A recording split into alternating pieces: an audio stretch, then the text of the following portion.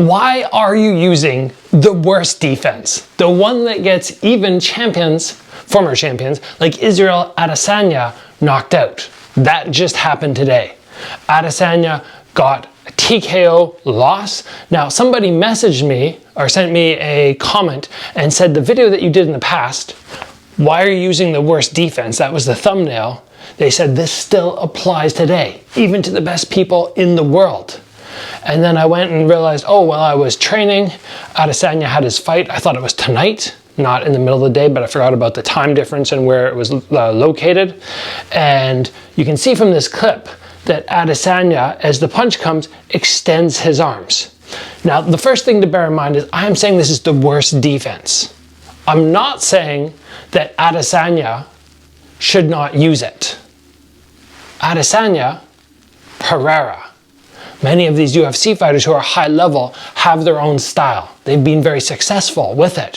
What I'm saying is most of you should not use this defense, and we can see the vulnerabilities. Even when somebody as good as Adesanya makes a little error, you are so compromised, and that is the danger. There's nothing wrong with putting your hands out and doing something like that, but you need to recognize that if you misread it in the way he did, he thought something straight was coming and he could parry it or extend, but that leaves you totally compromised to anything on the outside. Whereas if you did something like a long guard where your shoulders up, or you did a parry where your arms are tight, or you did a high guard, or you did head movement with your hands in the appropriate position, there are so many better options in my opinion.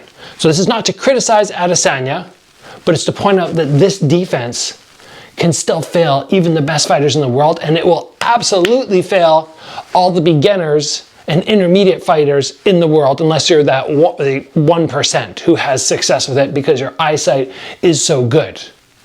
So remember, and I covered all this in my defense course, right? We've had so many people take it, so many people who just sing the praises of the course saying it's amazing.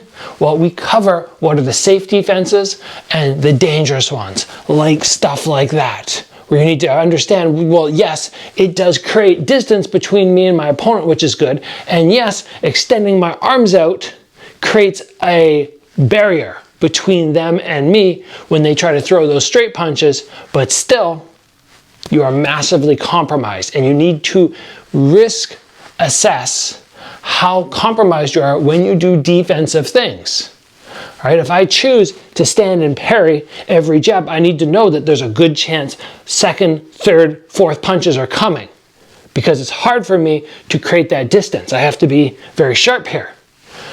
If you do something where you extend and you compromise yourself, you reach for hooks, you compromise yourself down the middle, eventually, unless you are a superb fighter, it will lead to a KO. And that is my concern with doing that. At some point, you're going to get clipped, you're not going to see it, and you're going to get knocked down the way Adesanya did today.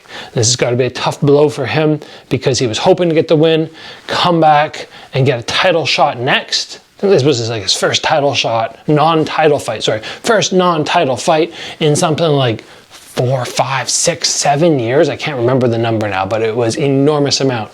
So he's hoping to get bumped back there. Obviously, this will completely destroy that, and he'll probably have to get another 2 or 3 wins now before he's back in that bracket. But guess what? This is part of the fight game. When you're at the highest level, it's so hard to stay there for a long time. So very hard, right?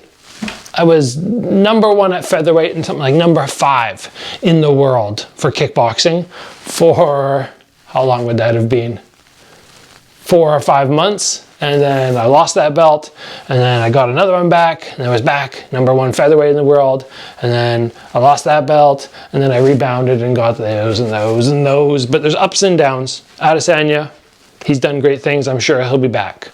So bear in mind, guys, the worst guard, the worst defense in fight sports, it's not for everybody. Select amount of people should be using that. Everybody else, throw it aside.